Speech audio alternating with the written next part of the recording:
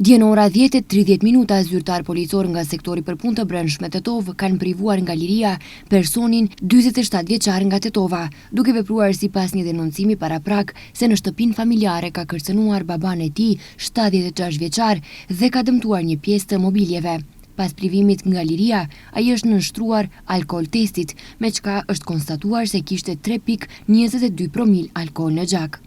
Dje në ora 20:13 pas marrjes së një denoncimi për të shtëna me armë ose piroteknik në lagjen Drenovec të Tetovës, zyrtar policor nga sektori për punë të brendshme Tetov kanë dalë në vendngjarje dhe kanë konstatuar se në shtëpinë ku mbahej një aheng familjar i organizuar nga një 49 vjeçar, një 22 vjeçar nga Tetova dhe përkundër paralajmërimeve ka përdorur fishek zjarre dhe pushkaliqe.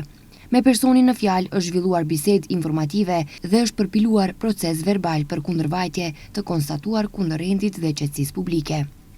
Sot pas mesnate në ora 3:15 në sektorin për punë të brendshme Tetov është denoncuar se në rrugën rajonale Jazhinc Tetov në fshatin Poroj të Tetovës ka ndodhur një aksident komunikacioni midis një automjeti të udhëtarëve Seat me targa të Tetovës i drejtuar nga një 55 vjeçar nga fshati Slatin dhe një automjeti të udhëtarëve Volkswagen Golf me targa të Tetovës i drejtuar nga një 39 vjeçar nga fshati Poroj. Në aksident lëndime të rënda trupore kanë pësuar të dy shoferët të konstatuara në spitalin klinik të Tetovës. Dje në ora 15:40 në rrugën Nikola Parapunov në Gosivar, zyrtar policor kanë privuar nga liria një 16 vjeçar për shkak të dyshimit të bazuar për kryerjen e veprës penale marrja automjetit motorik. Paraprakisht në ora 12:10